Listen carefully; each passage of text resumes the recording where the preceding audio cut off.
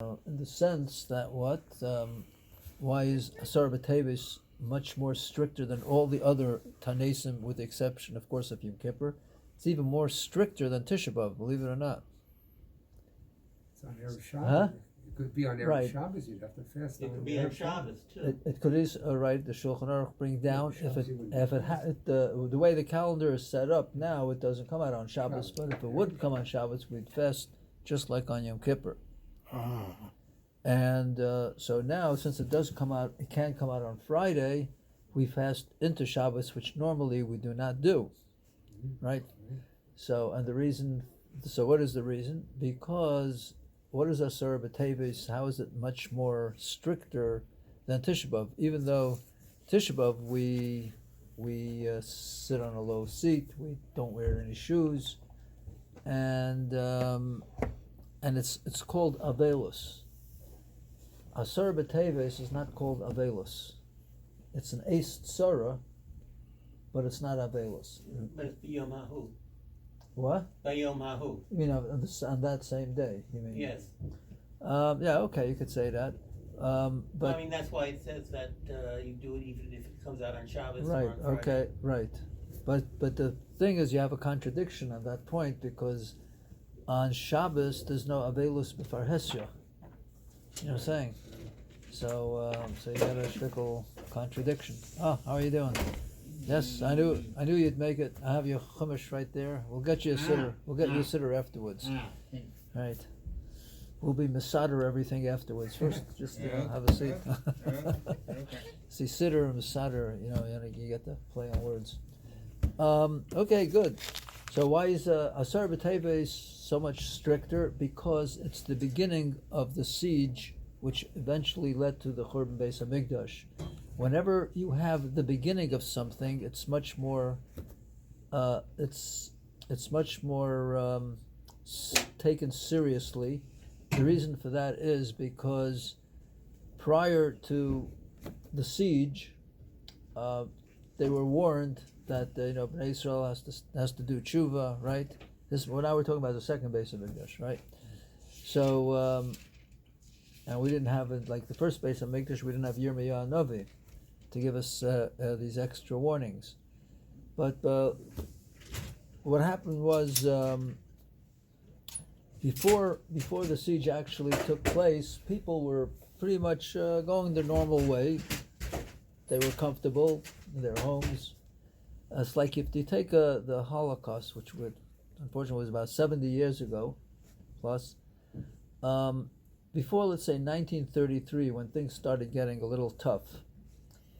Before that, everybody was happy. Everybody lived their life. Of course, they had the anti-Semitism. They had the Rishoyim. You had the Nazis, they weren't yet so well known and so powerful. But everyone started feeling comfortable. But once 1933 happened, that was like the siege of the Churban Beis Hamikdash. Things started getting strange. People felt unsettled. They didn't feel comfortable walking out in the street. So their lifestyle had to change. So that's called a siege, right? Means when normality is not normal. It's not normal anymore. And that is the strictness, that's the toughest part of getting through a tragedy, is not knowing what's going to be. When it came, unfortunately, finally to at the end, towards the Churban Beis Hamikdash, and it looked like it was very imminent, so people already accepted what was going on. So when it came to Tisha B'Av, of course it's Avelus, and we fast the whole day, 24 hours, and we sit on a low seat. We take our shoes off. We don't have any pleasures. But because already we accepted it was mindset already. But the beginning of a siege is not mindset. We're not prepared for it. So you have the initial shock. So that's why Asar B'Teves is much more stricter, and if it fall on Shabbos or Erev Shabbos, we'd have to fast because of the initial shock. Because we get the message. You know what I'm saying? It kind of hit home, unfortunately. So So that's why. So that's what we had yesterday. Asar B'Teves, and like I said, maybe a short fast, but it's a very strict one, and you have to take it very seriously, like everything else. Well, there are people who, they say they travel back and forth between Australia and here. Right. I was going to mention Australia. I have a brother-in-law that lives in Australia. So it's the longest fast of the year. Right there, it's summer, and Tisha B'av is in the winter. So it's like a trade-off. The Shiva Sefer Talmud would be the one that would make a difference. Oh, Tisha B'av is night and day, so therefore it doesn't matter. That's true too. Right. The Shiva Sefer Right. Talmud is the shortest fast of the year. Yeah, you're right about that. Yeah. You Okay. also have dateline problems there, don't you? Also from yeah. Australia to America, you don't know what day it is, you lose a Well, day. no. It's not a matter of that. It's if you're traveling, Right. then you will. And if you travel if you travel from America to Australia, going west in America, then you will wind up getting the wrong day. But if you go east, then you don't cross the international date line. Right. All right. We're not going to discuss that That's now. interesting. We want to discuss a lot of things. So, but we all understand everything. So today is also the yard site of my Rebbe, Rav David Kronglas Atzal, who was the Mashgiach in Eretz Yisrael, and it's actually the 47th yard site today. So I'm going to speak towards the end. I'm going to speak a little bit about Rav David, my Rebbe, and so we have interesting. This coming Shabbos will have a special extra added name to it, besides Shabbos Kodesh. What else we're going to call it? Right, we're going to call it Shabbos Chazak. We're going to be Messiahim, the first sefer of the Chamisha Chumshei Torah. So I happened to see somebody wrote a kuntras, a booklet on the. I didn't have a chance to look through the whole thing. Just looked like the top couple of lines on Chazak, V'nis Chazek. That's what this. So he says that people have a minhag that even though it's not like Simchas Torah, you finish all Chamisha Chumshei Torah, the Simcha is not so great as Simchas Torah, but some people there's an inyan to give a little tikkun, a kiddush, or something like that. If you finish Shabbos Chazak, so it's that's what I saw. Right, so it's called Shabbos Chazak, and it's the end of Sefer Bereshis. There's what is the high point and what is the low point, if there is a low point. Well, the high point, of course, is we successfully finished with Messiah Sefer Rishon. It's like it's. You just had a Siyam Hashas called Klal Yisrael, so successfully, right? It was a big simcha, right? So, finishing Sefer Bereshis is a tremendous simcha. That's the high part. But what would one might say? Well, is there a low part to it? Is there something that we should feel bad about? So you can say what? Yeah, it's what? Haschalas Galas Mitzrayim. Right. That's true too. I wasn't thinking about that. I was thinking about a different thing. But you're absolutely right. You have. You're also saying farewell to the Avos. Oh, that's what I was. That is what I was thinking about. Right. Okay. All right. Yeah, you're both very alert and very true. Right. I was thinking about the Avos. For the last, there's 12 sedras in Sefer Bereshis, right? And one in honor of each of the Shvatim. Isn't that nice? See? And we lived for 12 weeks. We lived with Avraham, Yitzchak, and Yaakov, right? So now it's bittersweet that we're it's Vayehi Yaakov. We're holding Vayehi Yaakov, and Yaakov is about to leave us. But the truth of the matter is, we still live with the Avos Hakdoshim. We live with them all our lives, day in, day out. We say 3 times a day, Elokei Avraham, Elokei Yitzchak, Elokei Yaakov. Right?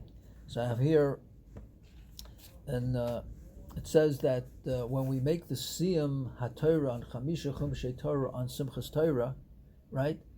So it's a tremendous simcha, but there's a downside to it. What is the downside to the greatest, most happiest day in the year? The downside is, it says, Vayomas Moshe, and Moshe died, right? So I wrote here a number of years ago. I don't know how long. I have here in the notes. It says here. I wrote. I'll read it to you.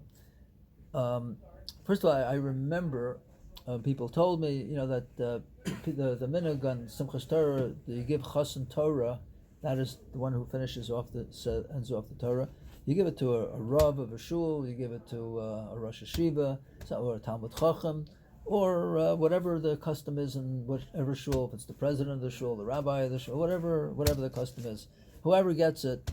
So when he gets up to the part, so it's a big simcha, and then the next Shabbos Bereshis is in. You got to give a kiddush. Chasen Torah kiddush, Chasen Bereshis kiddush, right? 2 chasanim have to make a kiddush. So what is the person who gets the aliyah for Chasen Torah, when he gets to the part of Ayomas Moshe, he's supposed to feel very sad. And there was some, like I was told, I didn't see it, but there's some Rosh Hashivas, big Rabbanim, who would actually break down, get very emotional at that Vayomas Moshe. So how do you do that on Simchas Torah? It's a tremendous simcha, right? How do you do that? So I didn't write where I got it from, but I wrote here like this. It said the ultimate simcha on Simchas Torah is when one feels the tsar of Vayomas Moshe at that time. Why? Because he feels the real connection to the Torah. If a person feels the tsar of Vayomas Moshe, and the same thing with the Avos Hagdoshim, Avraham, Yitzchak, and Yaakov, it shows he really connected with the Torah. It's v'nafsho, like we had in last week's Seder, we had a pasuk that says v'nafsho kshura b'nafsho. We're talking about Binyamin being attached to Yaakov Avinu, right? And it's interesting to note the word kshura. So someone mentioned to me that it's I think it's who's the commentary that gives all the different gematrias. Who is it? Whatever it's at the end of the who? Yeah, the Ben Ishmael. No. Who is it? Rabbi Feinstein? No. Who gives the it's a commentary and it's brought down in the Chumash. All right, I'll think about it. I'll get. Oh, that's we'll a get good it. one. Yeah, I want to know. No. He's been around for. I mean, he's been away for. It's one of the old commentaries. He's very good in gematrias. Oh, Al-Sheikh. No. Oh, I'll think about it. I'll let you know. It'll come to me. But anyway, so he says. So the word kshura, nafsho kshura b'nafsho. The word kshura has a numerical value of 611. What is 611? Is the same numerical value of the word Torah. So if you have a kesher to the Torah, right?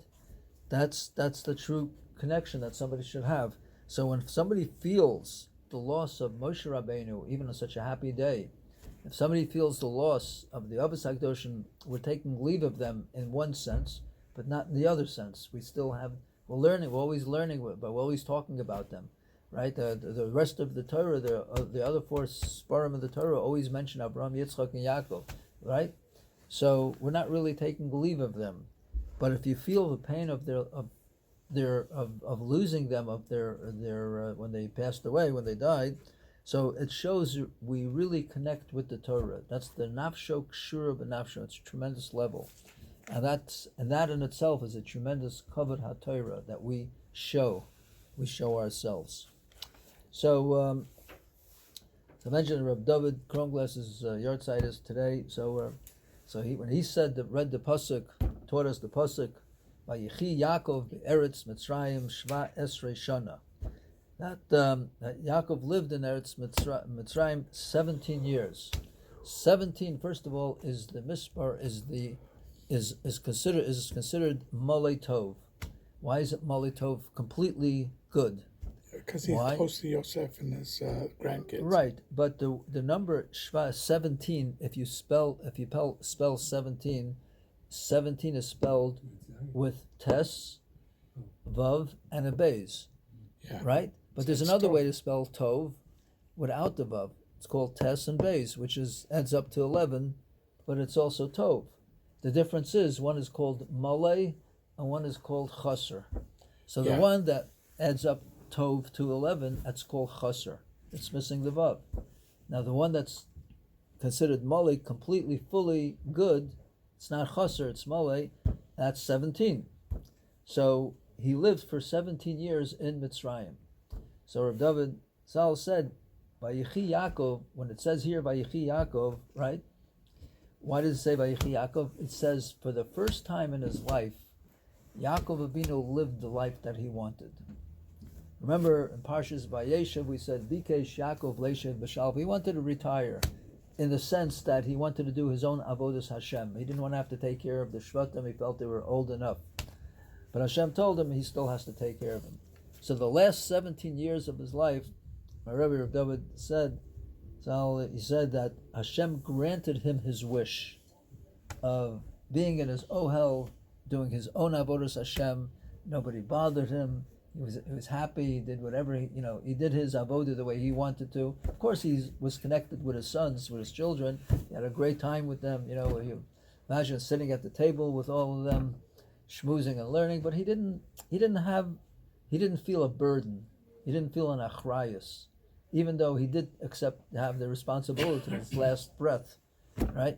But he felt so content. So everything was b'shalva, peaceful. And that is the life that he wanted. And it's interesting to note that Vayechi begins with Pasuk Chav Ches, which is Koyach, right? Tremendous Koyach. Yaakov Avinu had Koyach, it's with all the trials and tribulations that he had throughout his life, and he had a lot of them. So he managed to still come out through with his strength, with full strength, with his Koyach, right? Yesterday, in case you noticed, we read Tinius. We read Vayechal, right? So how many times did we read Vayechal? We read it twice, once in the morning and once in the afternoon. So Vayechal, what is the Vayechal all about? Vayechal is Moshe Rabbeinu beseeching to Hashem that you should forgive Bnei Yisrael, forgive them for the Chet Egel. And in the Parsha of Vayechal that we read on the Tinius, we also read the Shlosh Esrei Midos, the 13 attributes, right? So there are 14 psukim that we read on the Tainus, right? And what are those? Why particularly these 14 psukim? Because when it comes to a Tainus is an Eis Tzara, it's a bad time, right? Very problematic. You have Tzara B'Teves, you have Tainus Esther, you have Shavasar B'Tammuz, you have Tisha B'Av. What else do we have? Tzom Gedalia, right? There we go. So these are the 5 Tanesim that they're Rabbanim. And of course we have, right, so that's, so these are all problematic days for us. So we ask Hashem, just like Moshe Rabbeinu asked forgiveness from Hashem, and he did so with the 14 psukim, which include the 13 attributes. But we read it twice, right? Why do we read it twice by Mincha? Once in the morning, once by Mincha. Is in order because we should do it twice, so you have twice 14, which is 28.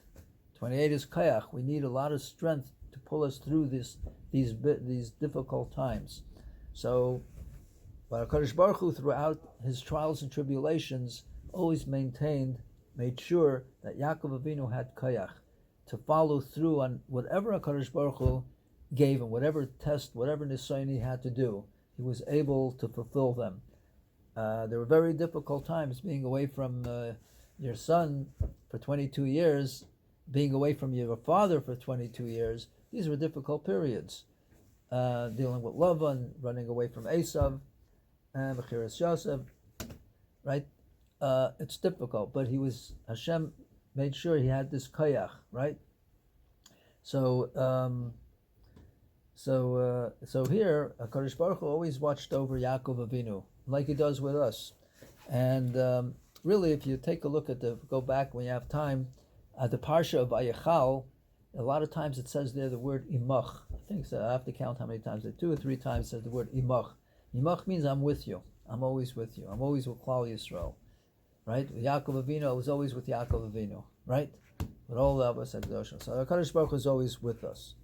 So again, for 17 years, the last 17 years of life, Hashem granted Yaakov Avinu what he wanted. Now we all know that Parsha Vayehi is called a Parsha Stuma. What does Stuma mean? Means it's closed. What is closed over here?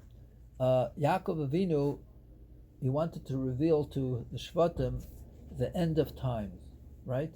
In other words, when will be the final Geula, when Mashiach will come, right? He wanted the end of days. He wanted to reveal it. And it came out that when Moshe Rabbeinu, before he was nifter, Hashem showed him, took him up to the mountain, and he showed him all the generations until the time of Mashiach. So we see there's something to it. However, to revealing the future. But Hashem did not want Yaakov Avinu to reveal the future to the Shvatim because people in later generations might say, well, if I know the future, I won't be so careful about Averus, right? And if I know a day before the Gula comes, Mashiach comes, I'm going to do real tshuva. So what's going to happen the rest of the generations? So therefore, he did not want him to reveal the future. So it's an interesting thing. We all know that if a tzaddik is gozer, tzaddik decrees something, Kadosh Baruch Hu Mekayim, he makes it happen. For example, we all know Yaakov Avinu unfortunately lost 33 years of his life. There's two different pshatim. One pshat is, my Rebbe said, that when Rachel took the Avodah Zarah from Lavan, so Lavan came and accused him or his children of stealing it. And he said, and Yaakov Avinu was so sure that they didn't steal it because Rav David, my Rebbe, he said that Yaakov Avinu trained his children never to touch anything that doesn't belong to them. And so he was 100% sure that they didn't take it. So he was so sure, he said, whoever took it, lo yichya, should not live. So, of course, you have to be careful sometimes what you say, even if you're a tzaddik. So he caused Rachel's misa, because HaKadosh Baruch Hu gozer, HaKadosh Baruch Hu, if a tzaddik is gozer, HaKadosh Baruch Hu mekayim. So here, in this respect, Yaakov Avinu wanted to reveal the case. He wanted to reveal the end of times. So here, too, we have a case of tzaddik gozer. But, so if a tzaddik is gozer, HaKadosh Baruch Hu has to be mekayim. He has to fulfill the wish of the tzaddik. But here, he didn't. That's why it's called a Parsha Stuma. Right? Follow? So the question is, not the question is, rather we see that HaKadosh Baruch Hu, instead of fulfilling the full wish of the tzaddik, he compromised with Yaakov Avinu. So he made a compromise. What was the compromise? The compromise was a big compromise. The compromise was that Hashem, since he wanted to reveal the Kates, so the word Kates is the end of times, right? Vahimi Kates, right? Kates is how much does that equal? It equals to 190, right? 190. So HaKadosh Baruch Hu agreed that since he wanted to reveal the Kates, he didn't want to say 100% no to Yaakov Avinu, so he gave him something. He compromised. And what was that? Hashem took off 190 years from the Shibud in Mitzrayim. So originally, Avram Avinu, Hashem told Avram Avinu they're going to be Meshubah to Paro for 400 years in Mitzrayim, right? So 190 minus 400 minus 190 equals 210. And that is how long they were in Mitzrayim, Meshubah to Paro. So you see, you have the Tzaddik Gozer, Kadosh Baruch Hu Mekayim. But here was more of a compromise. So, okay, I'll take off. Since you wanted to reveal the Kates, I'm going to take off. I'll be Makatzer. I'll just shorten their Shibud by 190 years. And that is a tremendous thing. I mean, if somebody is in a prison and he's given a life sentence and you take off 50, 60 years, that is great. Here we're talking 190 years, right? Generations and generations. So that was a compromise that Hashem did. Why? Because Tzaddik Gozer, HaKadosh Baruch Hu Mekayim. What does gozer mean? Gozer decreed. Well, not only that, but Yeah. if Yaakov had been able to say Yeah. when the case would be, Mm-hmm. then Hashem could not have shortened it. Right. There would be no reason to shorten it. No. I When mean, he- not what- no reason. What Once, are you saying? There in other would words, be no if, reason. say Yaakov had Yeah. said, Uh-huh. it's going to be 400 years. Right. Hashem would have, he would have been gozer on Bnei Israel that it would be 400 years, Mm-hmm. and Hashem could not have shortened it by the 190. Well, Yaakov didn't say that there was. No. He didn't remember. He was going to. He wanted to reveal. And Right. had he revealed, Mhm. then whatever time he had said, Mm-hmm. Hashem could not have shortened it. Right. Instead, Okay. Hashem. So therefore, Hashem told Yaakov, "No, I can't let you do that because I'm going to be shortening the decree." Because well, that's why it's a Parsha Stuma. But the thing is, even whatever it was, Yaakov. Mm-hmm. If Yaakov said it's not going to be for another however many years, Mm-hmm. Hashem could not have shortened it beyond that, which meant he Right. couldn't have. And if Yaakov thought it was going to be 400 years from the time that he came down, Mm-hmm. that would not have been shortened. Oh, okay. If you look at it from that point of view, that's true. Okay. Here it also says. So let's see. We all know that he gave the brachas over to the Shvatim, right? He gave one bracha to Ephraim, to Menashe. You know the part which Switched the they hands. switched the hands, right? Why did So- he do that? He did that because Ephraim was going to be the evil leader. Well, because see, Ephraim was a Talmud Chacham, and Menashe was involved in business, tzarchei tzibur, right? And he did more of a business like. But Yeroham came from Ephraim. The what? Yeroham You're was a descendant of Ephraim. okay. But so- Yeravam had the choice. Yeravam could have. right, Remember, Yeravam had the choice, right, and Yeravam could have been maintained as the, for example, like David was was going to be with Yehonah's son. Yonah's son.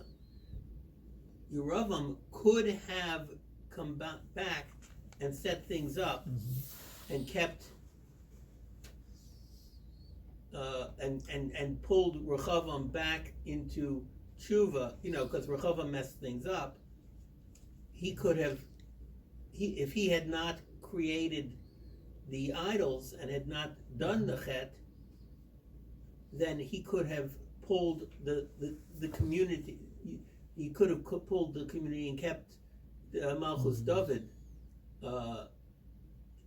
in as all tzaddikim. right. So the Rambam says that that a person has choices. It says b'derech adam nelech Hashem molichen oso. In other words, whatever you choose, Hashem will lead you, whether it's for good or bad. Chas v'shalom. No.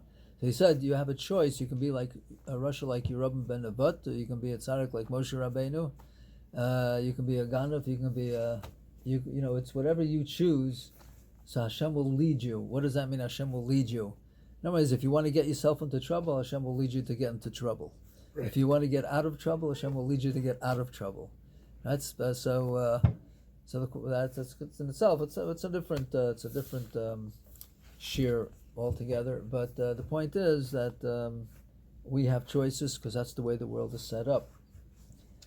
So now, after he gave all the brachas, and after unfortunately Yaakov Avinu passed away, right? So the brothers were afraid that now it's revenge time. So and they were really scared about what Yosef could do because Yosef had a lot of power. Remember, so they said, "Lu yistamenu." So you do something to us, make us feel good, like punish us, for doing what we did. So Yosef said, no, forget it. He said this was the will of Hashem, and therefore you don't have to worry about it. So it's an interesting thing I heard from the name of the Blushev Rebbe, that's all, Rabbi Yisrael Shapiro.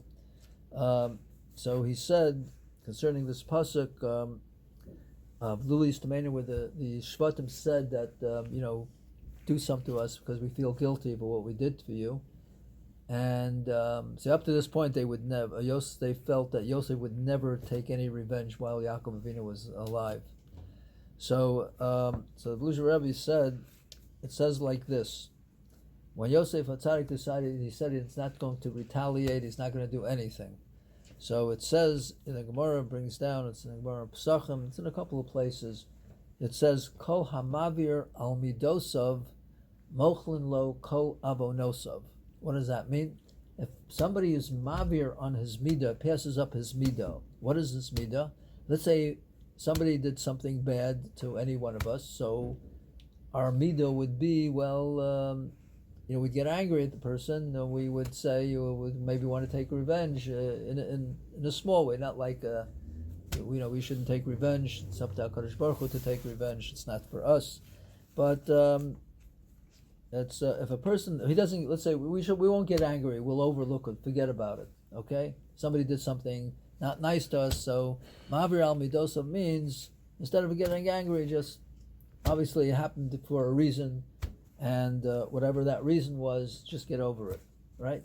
So if a person is Ma'avir al Midosav, is Mochlin Lo Kol Avonosov, so Hashem forgives him for any aver he may have done. So the point. So Bluja Rebbe originally asked, he said, how come Yosef is the only one? Well, there's other people, a couple of Binyam was called Tzaddik, but the one that's really known to be called Tzaddik is Yosef HaTzaddik. Whenever we refer to Yosef, we say Yosef HaTzaddik, right? How come we don't say Avram Avinu HaTzaddik, Yitzchak Tzaddik, right? Yaakov Avinu Tzaddik, Moshe Rabbeinu, right? Call them all Tzaddikim. Of course, they all were Tzaddikim. No, because he guarded his brit. He's what?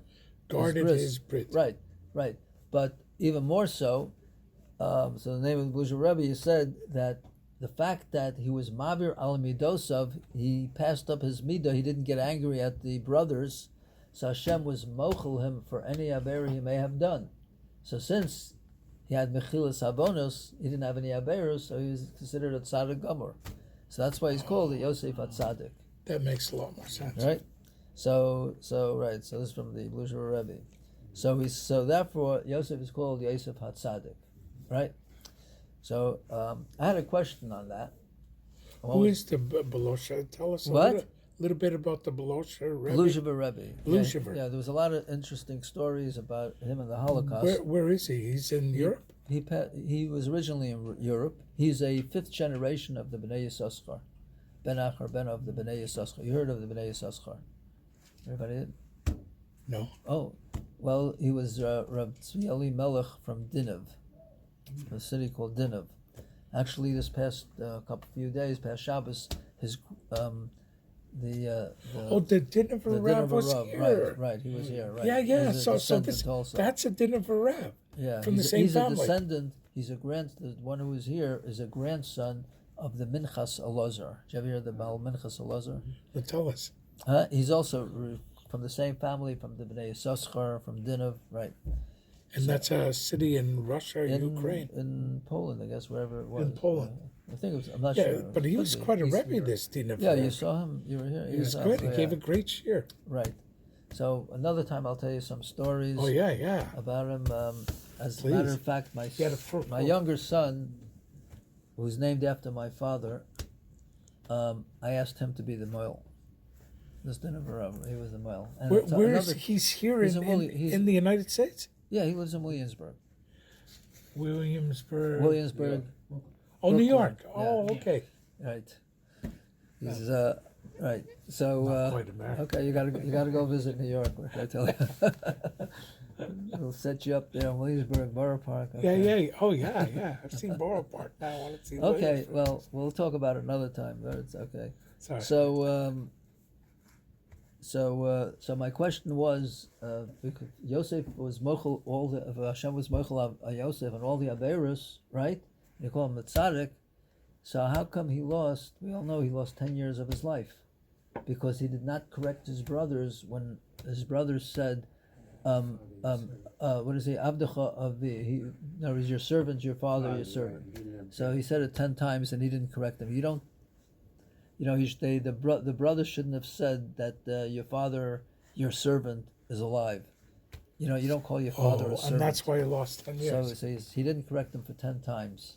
So my question was, if Hashem forgave him for all the averos, he should have forgiven for this also, right? Right. So therefore, he was supposed to live 120 years. So Yosef lived 110 years. So if Hashem forgave him, so what happened? Why did he lose 10 years of his life? So the answer I suggest, if you have another answer, a better answer, let me know. When we say Hashem is mochel, a person for all his averus, the two types of averus. There's bein adam lamakom and bein adam lechavero, right? So here, when Yosef forgave the brothers for kidnapping him, selling him, and causing all this separation, that was bein adam lechavero. Chavero. Right? Right. So bein adam lechavero, so Hashem it was mochel them, right? Because he straightened everything out.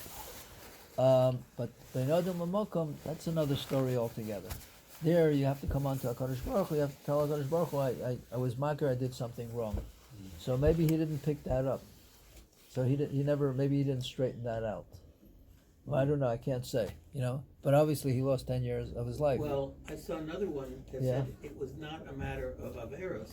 It was, you saw that having to be in charge of Mitzrayim for those years, it actually caused his life and for example, to shorten. You see Shmuel, he lived 52 years, of which, because he could only take 40 years of being in charge of Bnei Israel.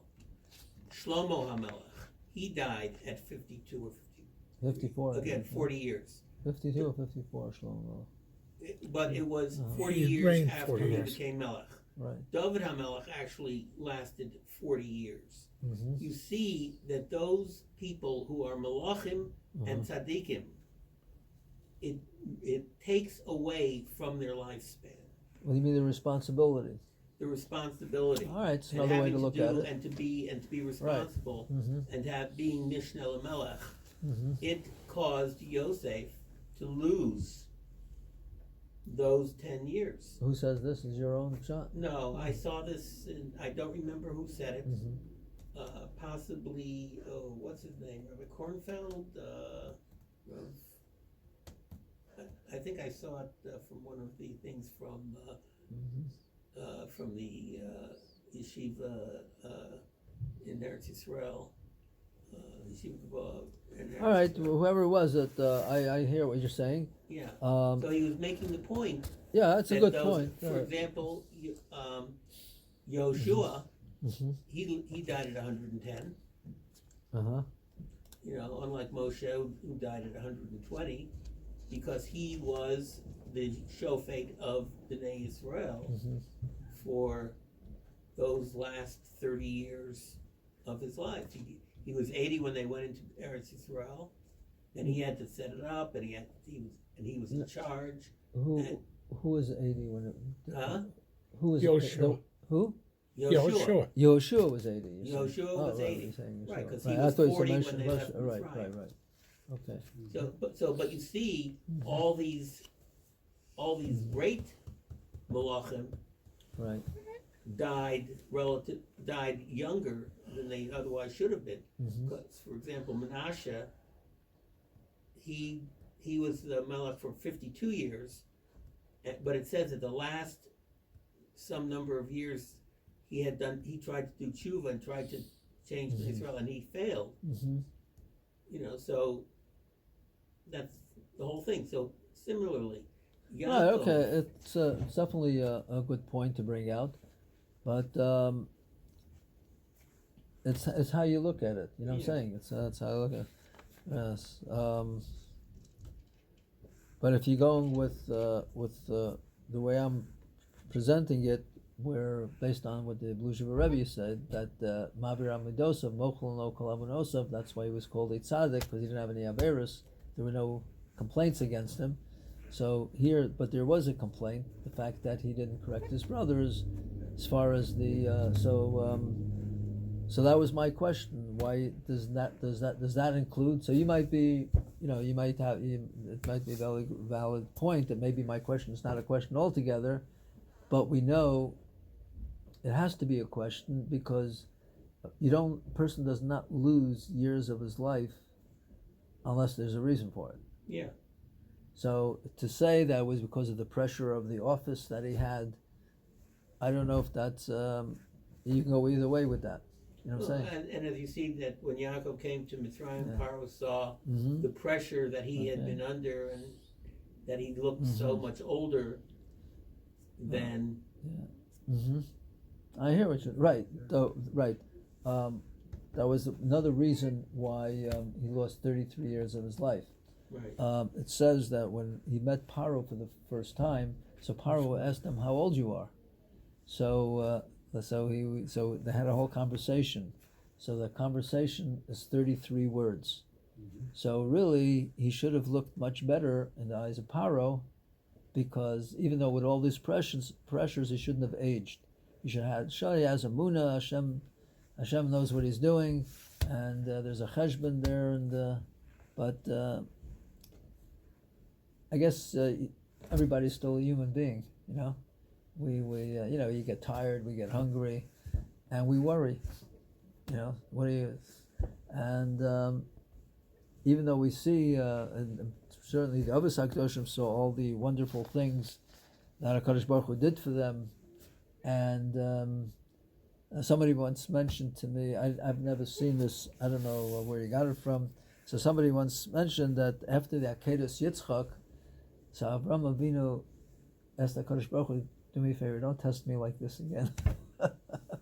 I have never seen it before. I don't know where he got it from, but yeah, that was a tough huh? one. It was But going back to Yosef, right. So he had to die before the brothers, for the whole galut to. yeah, Not really. Yeah, really. Why? yeah. Because it was a question of the changing attitudes in Egypt. He wasn't there to protect them anymore. As long as as long as he was alive, Yes. everything was okay. The bad stuff started slowly. after all the Shvatim passed After away. all that, but had he say he lived to 130, it would have been a different story. He was supposed to live 120. Don't forget, he 120. would have. Yeah. He Well, it's would have supposition. got, by the time he got old enough and to be replaced. Mhm.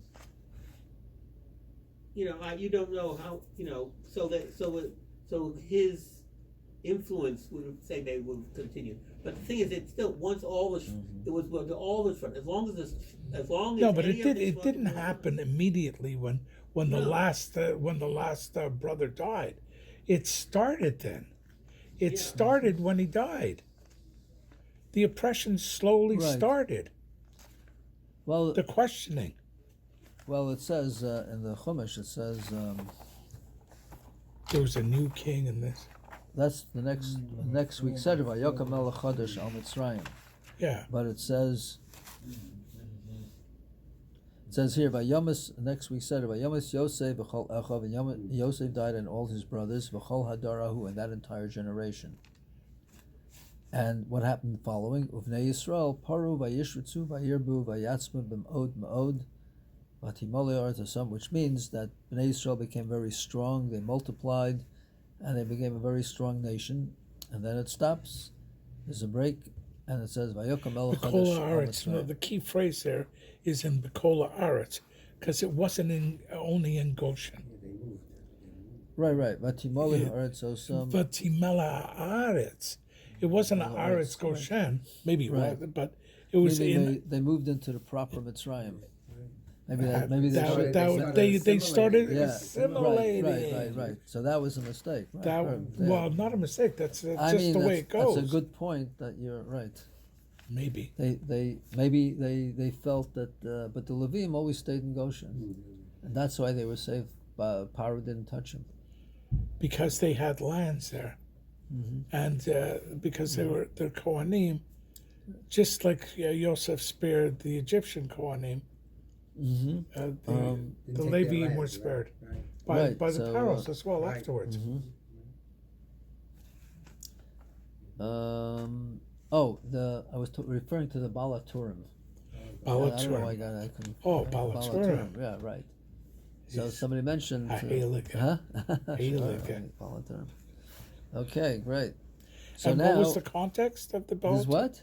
It's always about a gematria. Yeah, he has gematria. Yeah, he's always very. And play. gematria. How many times is this mentioned in Right. Tanakh? Oh, that I don't know. Yeah, he always says that. Yeah. He actually Oh, can count and tell you how many Right. times this word. so it's the Balaturim, right? Those years there were no computers. Uh-huh. He did No it all, computers. right? All Yeah, upstairs. no books. Right, amazing. Oh. Here's another point, and particular word when is it says that at the end of Yosef's life, he made all the brothers swear, his children, of course, everybody swear, that they should. Let me see. I have the pasuk here. I didn't write that. Take his bones. Right, but just want to point out something. I just want to point No, out. wait, that's Yaakov. No, Yaakov. Made everybody swear. So you're saying No, also here, Yosef? Now Yosef. Well, Yosef after they buried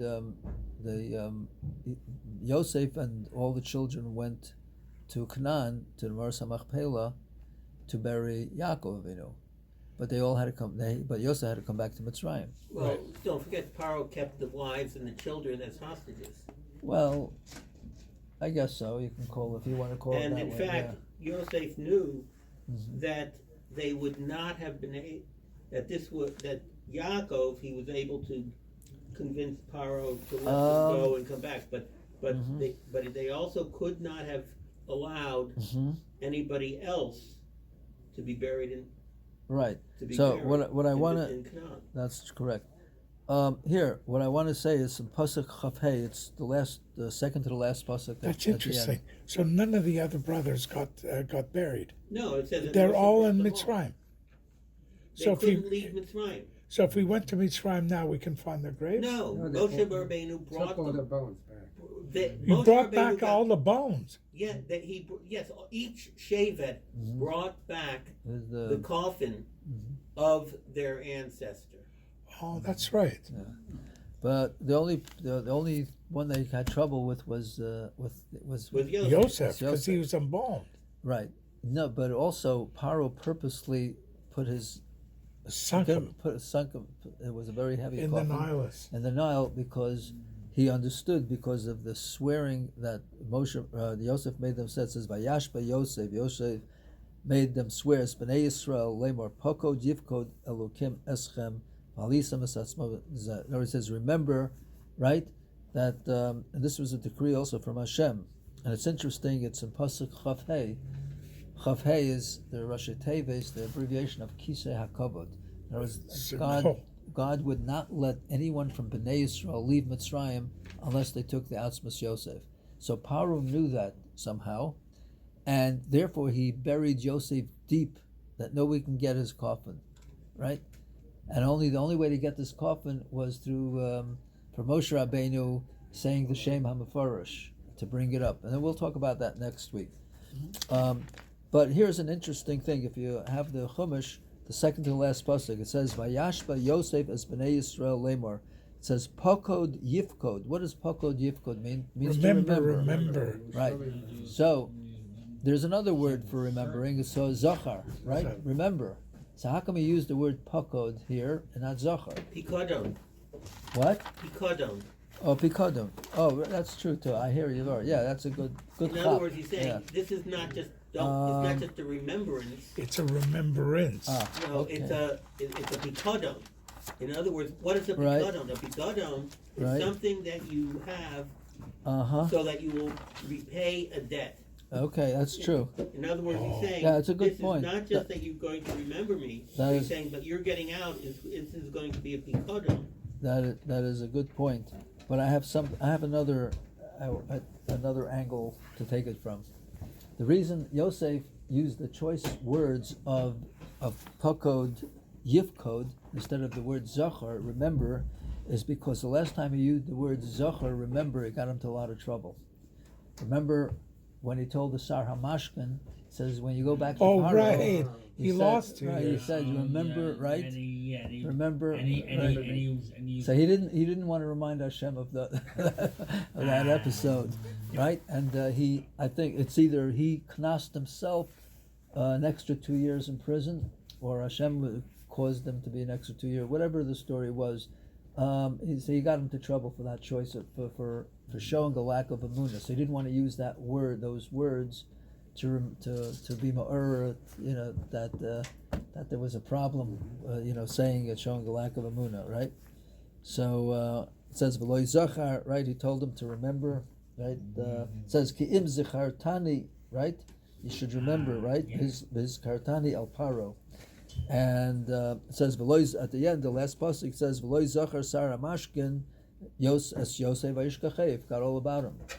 So here, he wanted to make sure Yosef he's not going to have this problem. So he used the choice words of poko jivkod. And that's a nice shot. I like what you just said about The pikadon. Very, very good. You like that? Right. Very nice. So what did he use? Give him a couple of extra years of life. Yeah. You can have the whole 120. 120, yay! So he chose a midah of rachmim, and what's that? Hashem pakad esara. Hashem remembered sorrow. Right. If Hashem can use the word pakad, then I certainly can use it. Right? I won't that's get into good trouble. too. That's good. I won't get into Hashem trouble. pakad it. So I'd like to just say that if we're talking about remembering, it's Wrap certainly this up. kedai to remember my Rebbe Zatzal, Reb David Krongles, Reb Ezra. Today is his 47th yahrzeit, and what I could say is there's a lot of things to be said about him, but there's one thing I would like to say that I always do say, the few minutes that we have, is that if somebody would ask me to describe Reb David in a short sentence, which is really tells everything about him, I would have to quote the what we say by Ma'ariv every night in the Emunah Kol Zos. We say Hasam Nafshenu B'Chayim, right? What does that mean? He who places himself in life, right? In other words, he looks for Chiyus, life, and that is maybe that's why HaKadosh Baruch Hu chose Parsha Vayehi, Vayehi Yaakov, so you could say Vayehi David, right? That Reb David went through a lot of difficult periods during the war. In Shanghai was very difficult for him. And in Shanghai, he decided that in order to get his mind of all the heat and the diet that they had there, they didn't have much what to eat. How much rice could you have? You know what I'm saying? And it was very difficult for everybody over there. So in order to get his mind off of it, he decided he's going to write a sefer on a very difficult topic, sefer on Zeroyim. And it was a very difficult topic, and he called the sefer Divrei David, and he was able to complete it, and it took his mind off, and he was able to accomplish it. Because what did he do? He said, he made a decision. He said, I am not going to die here in Shanghai. It's the Shanghai, you know what I'm saying? I'm going to live. I have a tachlis, I have a purpose. Whatever the purpose is, we'll see, right? And we all saw what the purpose was. He had to come to Baltimore, right? And he had he raised Talmidim for 25 years. He made his imprint. So he always placed himself in a situation of chayim, of chiyus, and that's the Vayechi Yaakov. Yaakov Avinu went through so many trials and tribulations that it would have killed somebody else. It would have just ended. But he was able to make it, right? Vayechi Yaakov. Yaakov lived. He lived the life that at the end, the Kadosh Baruch Hu, you mentioned, David said that Hashem granted him the last 17 years of his life. He let him have what he wanted. The lifestyle that he was looking for, that just to serve Hashem, shouldn't have any burdens, shouldn't have any problems that would take away from his avoda. He didn't have any major responsibilities, and so this was the last 25 years, I guess you could say, of Reb David. He built up a tremendous yeshiva of his machanech, who knows how many talmidim, and that in itself that is a beautiful matzeva, for somebody to end up his life to if you have a chance to go to the Beis Olam, Rosedale, I'm planning to go this afternoon. So you will read the Matzeva. You can see the Matzeva. It's not like Eretz Yisrael. You're not allowed to read the Matzeva. It's down. But here you're allowed to read the Matzeva. It says for 25 years he raised so many Talmidim, and he treated them like his own children. He didn't, and like I said, Hasam Nafshena B'Chaim. He didn't let anything get into his way. He didn't let the American culture didn't get away. If they had a young Bachrim who didn't understand him, he didn't let them get the best of him in the sense that he tolerated them. He tried to be mechanech them. He wouldn't push anybody away, and he was a true Rebbe for anybody, for younger Bachrim, older Bachrim, for Kol, young light, and it's like I said, it's a very hashgachadik that it came out in the Parsha Vayehi Yaakov, so Vayehi David. There's an interesting haftarah that we have this week that it says Vayikru Yemei David Lamos, right? And what does it say? It says an interesting pasuk, and 20 and. By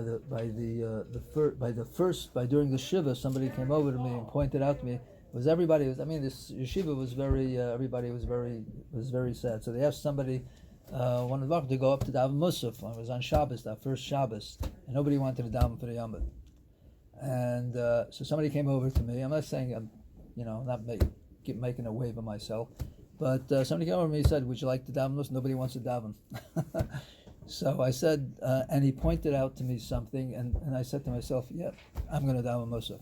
What did he point out to me? And I wouldn't have, if he wouldn't have showed it to me, maybe I would have picked it up at another time. But it says here in the haftarah that we're going to read, it says, "Vayishkav David im avaisav," and David he was buried with his father. But here's the interesting thing. Another interesting thing. It says, "Vayikaver Be'ir David." What does that mean? He was buried in the city of David. So that kind of struck me. That was very sentimental. Rav David came to Baltimore and he established the city. I mean, Rosh Hashanah also. I mean, there are people here. There's that, but here speak the Divrei Musar and the way the yeshiva should conduct himself. That was his job as a mashgiach to be mesader the yeshiva, right?